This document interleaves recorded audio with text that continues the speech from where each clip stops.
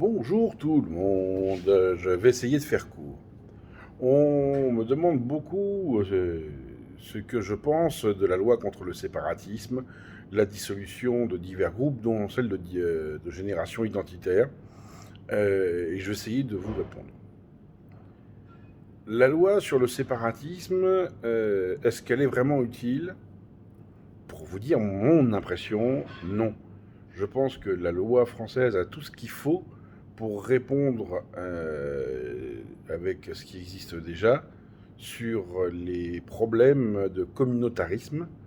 Euh, mais la France, enfin, les Français et la justice française a très peur euh, d'appeler un chat un chat. Je vais vous expliquer, je vais développer.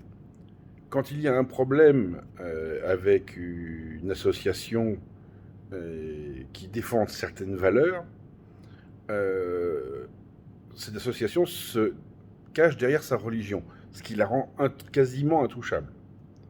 Mais quand on regarde la majorité des commentaires des personnes de la religion dont ils se revendiquent, beaucoup d'entre eux disent non, eux, ils ne représentent pas notre religion. Ils interprètent notre religion d'une façon différente. Donc à partir de ce moment-là, si la majorité d'une religion dit que ces gens-là ne représentent pas la religion, c'est une secte. Et les sectes sont interdites en France. Donc je pense qu'on n'attaque pas les gens comme il faut.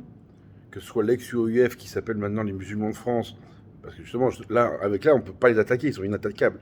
Que ce soit Baraka City, que ce soit enfin, toutes ces associations, on les a attaqués et se sont défendus par rapport à leur religion. Alors qu'en fait, euh, il suffit de démontrer que ce n'est pas une religion, mais un mouvement sectaire, pour se débarrasser de ces gens-là. Voilà mon opinion. Après, les gens qui vont me dire oui, le voile chez les petites filles, le ceci, cela, la loi, là encore, elle prévoit les choses. Il n'y a pas de signe distinctif à l'école. Point. Mais ça veut dire qu'on doit aussi interdire les kippas, les croix et autres. Les Magen David, voilà. Voilà, faut pas. On peut pas faire quelque chose que contre quelqu'un si on veut défendre justement la laïcité.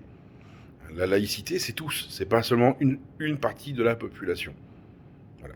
Donc, je vous le dis, je pense que simplement le législateur a peur d'outrepasser la loi sur la laïcité, mais c'est simplement parce que le boulot est mal fait en amont.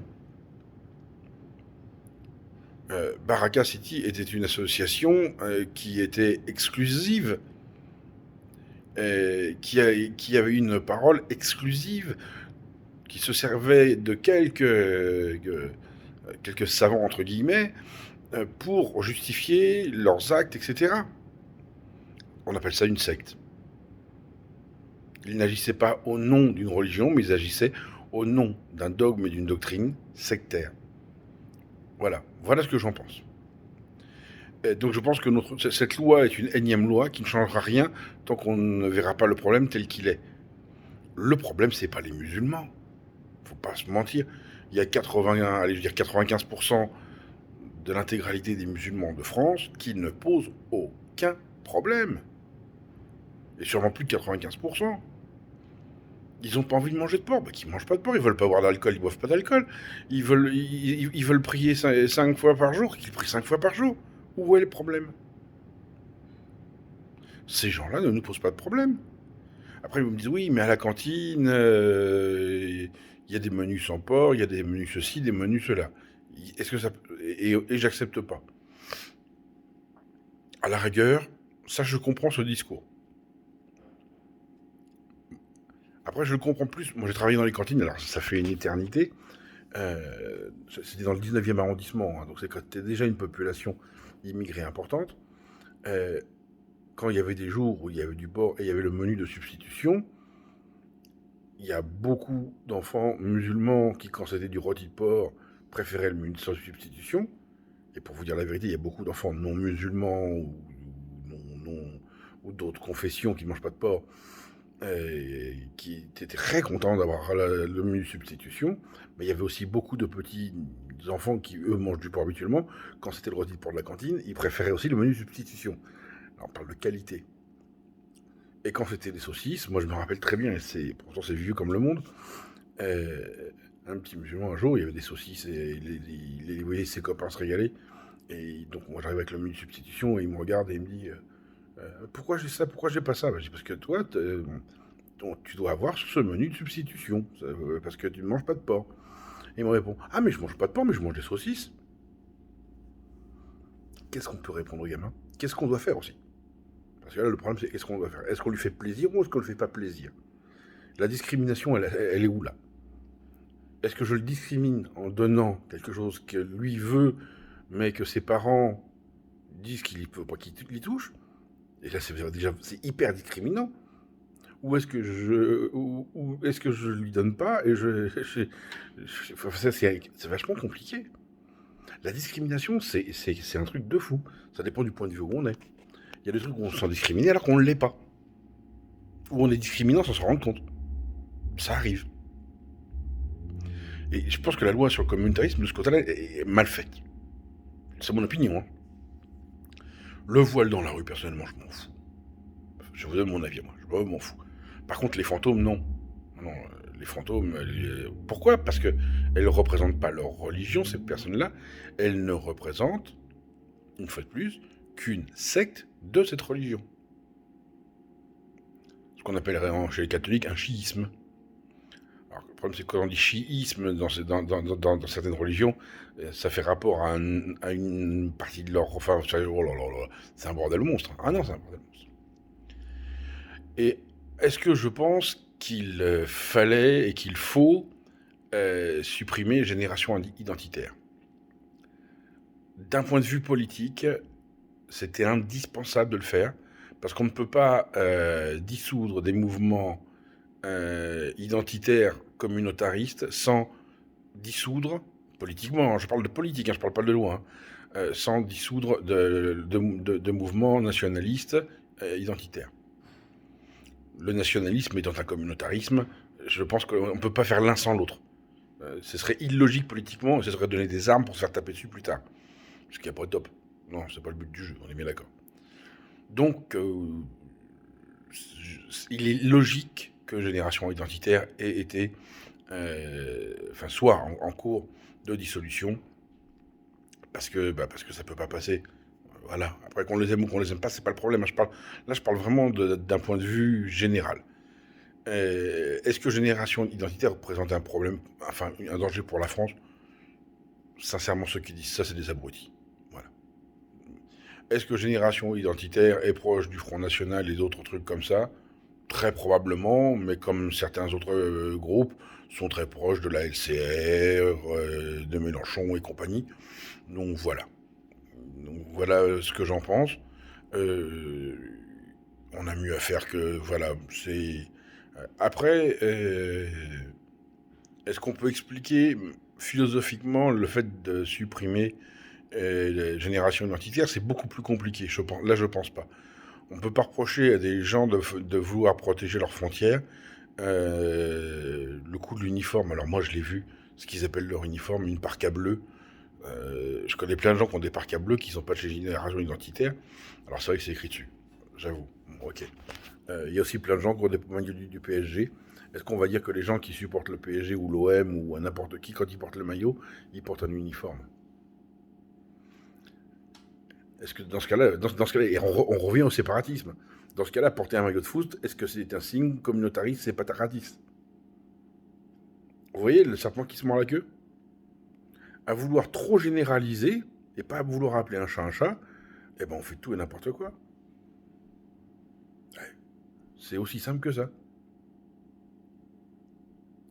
Où commence le séparatisme? Où s'arrête-t-il? On ne peut pas le savoir. On ne peut pas le savoir. Après, moi je comprends parfaitement que des gens aient une préférence nationale. Mais je dirais pas. Le problème que j'ai avec ces gens-là, c'est qu'ils disent que c'est la faute des étrangers si eux ont des problèmes. Non.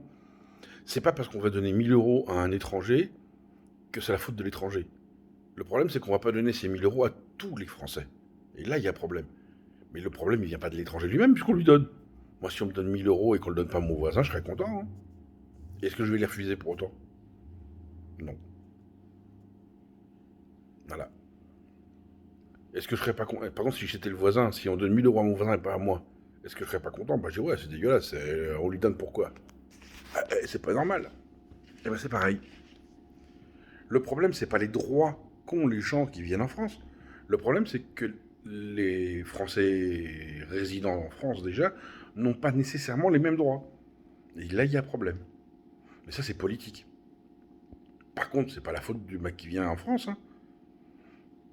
Le mec qui vient en France, on lui dit t'as le droit à ça, ça, ça, ça. Merci. J'ai le droit, j'ai le droit. Et toi, tu n'as pas le droit parce que t'es français. Bah ouais, mais c'est pas sa faute à lui. C'est la faute à ceux qu'on fait. Bah, que son droit ne te prive de doute quelque chose à toi. Mais ça, pour faire rentrer ça dans la tête des gens, pas simple. Est-ce que je suis pour la préférence nationale au niveau de l'emploi? J'ai envie de dire oui. Oui. À compétence égale. Mais on parle bien de compétence égale. Et là, les compétences, c'est très compliqué. Est-ce que je serais discriminant au niveau de l'emploi? Bah, étant donné ma profession, oui, je le serais. C'est évident que si une femme se présente chez moi en abaya pour travailler, je la recevrai avec courtoisie et je lui expliquerai que le poste ne lui peut pas lui convenir. Pourquoi? Parce que j'ai un bar et que le poste auquel elle postule va à l'encontre de toutes ses croyances et que la abaya va faire mes clients, accessoirement. Vous voyez ce que je veux dire? Oui, c'est discriminant, mais il y a une raison à la discriminance. Et quelque part, c'est ce que de la discrimination positive, puisque cette femme porte un vêtement ultra religieux, donc revendiquant ses principes. Est-ce que moi, je peux me permettre de lui faire un travail qui devrait, entre guillemets, l'envoyer en enfer? Bah non. Je m'en voudrais d'envoyer quelqu'un en enfer. Puis c'est vrai que si mes clients voyaient ça, ben j'en aurais plus. Il y a un moment, il faut être lucide aussi. L'économie, ça prime. Bon, en ce moment, il n'y a pas de problème, hein, on est fermé les bars. Donc voilà ce que je voulais vous dire sur la loi sur le séparatisme. Le problème, il vient pas des gens en eux-mêmes, il vient de l'éducation. Il vient d'un laxisme, d'une hypertolérance, et il vient d'une minorité de personnes qui fait la maximum de conneries. La majorité des conneries. Voilà, je pense que les lois, si nos lois étaient déjà appliquées, on n'aurait même pas à réfléchir à ça, on n'en aurait rien à foutre. C'est ce que je pense. Voilà. Donc maintenant que vous soyez blanc, noir, jaune, j'espère pas avoir les couleurs, maghrébin, typé, métis, enfin peu importe. L'important, c'est d'être fraternel, humainement parlant. Votre foi, c'est entre vous et puis celui qui est là-haut, si vous y croyez, ou entre vous et le bouquin que vous avez envie de suivre. Ça ne regarde pas les autres. La religion des gens ne m'intéresse pas à partir du moment où ils ont un comportement correct avec moi. Voilà la réalité des choses, voilà ce que je pense. Et maintenant, j'ai peut-être tort, vous avez le droit de me le dire, hein. Vous allez me dire t'es un saloperie d'islamo-gauchiste, je ne le savais pas. On peut me dire que je suis d'extrême droite, je ne le savais pas non plus. Je pense juste être un humain et comme je vous l'ai dit, c'est pas un sujet simple. Y a pas je pense qu'il n'y a pas de vérité actuellement et qu'on est loin d'en avoir trouvé la vérité. Et nous, le petit peuple, et eux là-haut, qu'on n'a rien à foutre du petit peuple. Allez, au revoir et surtout n'oubliez pas, soyez heureux, rendez heureux.